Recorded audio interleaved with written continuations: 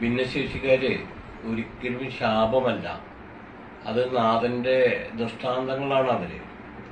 അവരെ മുഖ്യധാരയിലേക്ക് കൊണ്ടുവരാനും സ്വയം പര്യാപ്തം നേടിക്കൊടുക്കാനും പിന്നീട് നന്മയുടെയും കാരുണ്യത്തിന്റെയും ധർമ്മത്തിന്റെയും പാതയിൽ എത്തിക്കണമെന്നാണ് നാഥൻ നമ്മളോട് അരുൾ ചെയ്യുന്നത്. അതുകൊണ്ടാണ് നമ്മൾ മരിച്ചു പോകുമ്പോൾ നമ്മൾ കൊണ്ടുപോകുന്നത് സൽക്രമങ്ങളാണ്. ആ സൽക്രമങ്ങൾ ഉണ്ടാക്കുന്നതിന് വേണ്ടിയിട്ടാണ് ഇത്തരത്തിലുള്ള ആളുകളെ, ഭിന്നശേഷിക്കാരായ ആളുകളെ ഒക്കെ നമ്മൾ സംരക്ഷിക്കുന്നത്. നമ്മൾ മരിച്ചു പോകുമ്പോൾ എന്താണ് കൊണ്ടുപോകുന്നത്? നമ്മൾ മരിച്ചു പോകുമ്പോൾ നമ്മളുണ്ടാക്കിയ സൽക്രമങ്ങൾ മാത്രമാണ് നമ്മൾ കൊണ്ടുപോവുക. അതുകൊണ്ടാണ് മിസ്കാല ദർറത്തിൻ ഹൈറും ഞറ വമനമൽ മിസ്കാല ദർറത്തിൻ ഷർറും ഞറ. നമ്മളൊരു അണിമണി തൂക്കം നന്മ ചെയ്യുന്നുവോ ആ നന്മ മാത്രമാണ് നമ്മൾ കൊണ്ടുപോകുന്നത്. നമ്മൾ ഒരു അണിമണി തൂക്കം തിന്മയാണ് ചെയ്യുന്നതെങ്കിൽ ആ തിന്മ മാത്രമേ കൊണ്ടുപോകുള്ളൂ എന്നാണ് പറയുന്നത്. അത് ബൈബിളിൽ പറയണ്ടല്ലോ.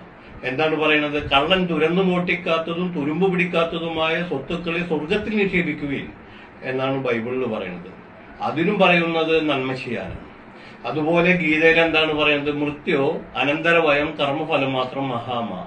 ഇതാണ് ഗീതയിൽ പറയുന്നത്. നമ്മളുണ്ടാക്കിയ കർമ്മഫലം മാത്രമേ നമ്മൾ കൊണ്ടുപോകുന്നുള്ളൂ എന്നാണ് പറയുന്നത്. ഗുരുദേവൻ നമ്മളോട് പറയുന്നത് എന്താണ്? അവനവന്റെ ആത്മസുഖത്തിനായി ആചരിക്കുന്നവ അപരന്റെ സുഖത്തിനായി വരയണം എന്നാണ് പറയുന്നത്. അപ്പൊ മറ്റൊരാളുടെ പ്രയാസത്തിലാണ് നമ്മൾ പ്രവർത്തിക്കേണ്ടത്. അപ്പോഴാണ് നമുക്ക് നന്മയും കാരുണ്യവും ധർമ്മബോധമുള്ള ഒരു മനസ്സിനെ നമുക്ക് സൃഷ്ടിക്കപ്പെടാൻ സാധിക്കുകയുള്ളൂ.